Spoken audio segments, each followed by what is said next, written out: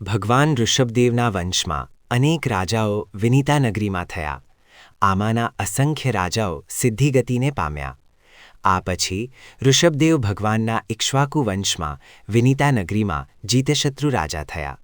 આ જીતશત્રુ રાજાને વિજયા નામે રાણી હતી.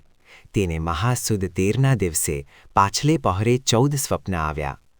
જીતશત્રુ રાજાના નાના ભાઈ સુમિત્ર વિજય હતા. તે યુવરાજ હતા. આ સુમિત્ર વિજયને વૈજયંતી નામે સુલક્ષણી ભાર્યા હતી. વૈજયંતીનું બીજું નામ યશોમતી પણ હતું. જે દિવસે વિજયા રાણીને 14 સ્વપ્ન આવ્યા તે જ દિવસે વૈજયંતીને પણ 14 સ્વપ્ન આવ્યા.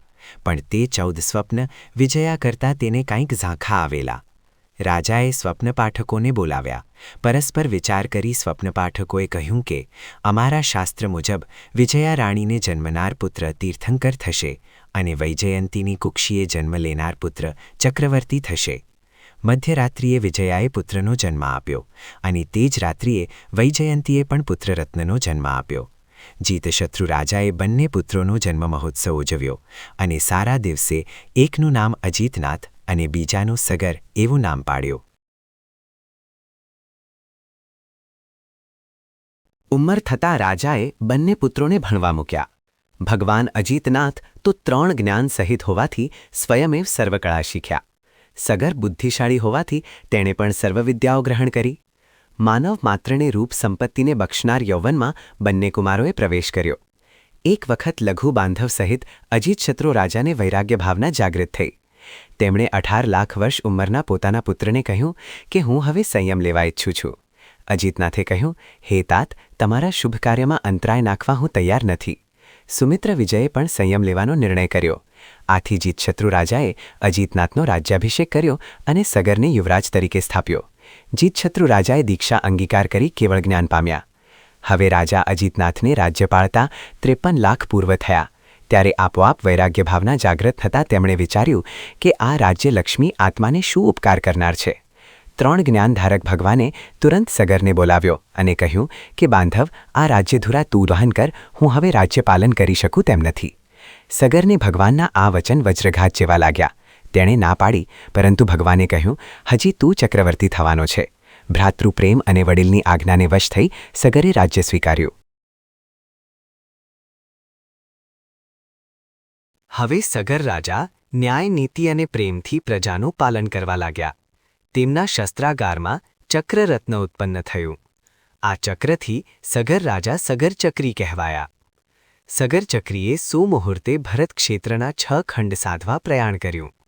તેમણે માગધ, વરદામ, પ્રભાસ, સિંધુદેવી, હિમાચલદેવ વગેરેને સાધ્યા. એક દિવસે સગરચક્રી અશ્વરત્ન પર બેસી ઘોડાને ફેરવે છે. તેવામાં ઘોડો ભરવ અને ચક્રીને ઘોર જંગલમાં લાવી ઊભો રાખ્યો. ત્યાં ગગનવલ્લભ નામના નગરમાં સુલોચન નામના વિદ્યાધરની પુત્રી સુકેશા સાથે તેમનું મિલન થયું અને લગ્ન થયા. ત્યાર પછી સગરચક્રી અદ્ભુત સુખ ભોગવવા લાગ્યા. સમય જતાં સગરચક્રીને જન્હુ વગેરે 60,000 પુત્રો થયા. આ પુત્રો યૌવન વય પામ્યા. પિતાની આજ્ઞા થતાં સ્ત્રીરત્ન સિવાય સર્વ રત્નો લઈ પુત્રોએ માંગલિક દિવસે પ્રયાણ કર્યું. ફરતા ફરતા તેઓ અષ્ટાપદ પાસે આવ્યા. મંત્રીઓ દ્વારા જાણવા મળ્યું કે આ પર્વત તેમના પૂર્વજ ભરતચક્રીએ બનાવેલ ચૈત્ય છે. સગરના પુત્રોએ વિચાર્યું કે આપણે આ મંદિરની સદાકાળ રક્ષા થાય તેવું કંઈક કરીએ. દુષ્મકાળમાં કોઈ મ્લેચ્છો આ રત્ન પ્રતિમાઓને નુકસાન ન કરે તે માટે તેઓએ અષ્ટાપદ પર્વતની આસપાસ ખાઈ કરી ગંગાનું પાણી તેમાં વાળવાનો નિર્ણય કર્યો. તેઓએ દંડરત્નથી પૃથ્વી ખોદવા માંડી. આથી નાગલોકના આવાસો તૂટવા લાગ્યા અને નાગલોકમાં હાહાકાર મચી ગયો. જ્વલનપ્રભ દેવ ક્રોધાયમાન થઈ બહાર આવ્યા. જન્હુકુમારે માફી માંગી, પણ પાછળથી ગંગાના પ્રવાહને ખાઈમાં વાળવા માટે ફરીથી દંડરત્નનો ઉપયોગ કર્યો, જે નાગલોકમાં પેઠ્યું. આથી ક્રોધે ભરાયેલ જ્વલનપ્રભ દેવે પોતાની દ્રષ્ટિવિષથી સગરના 60,000 પુત્રોને ક્ષણભરમાં ભસ્મીભૂત કરી નાખ્યા. સગરના પુત્રોની છાવણી શોકથી ગાજી ઉઠી.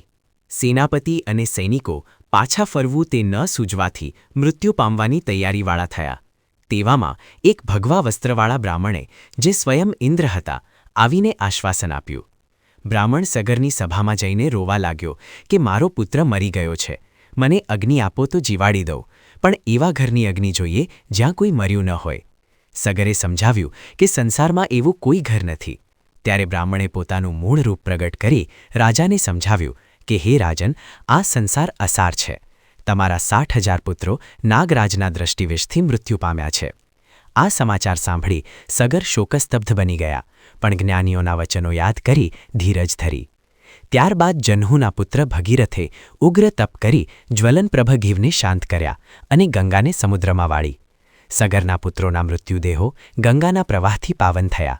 અંતે સગર ચક્રવર્તીએ ભગવાન અજિતનાથ પાસે દીક્ષા અંગીકાર કરી, ઘાતી કર્મોનો ક્ષય કરી કેવળ જ્ઞાન મેળવી મોક્ષ ગતિને પામ્યા.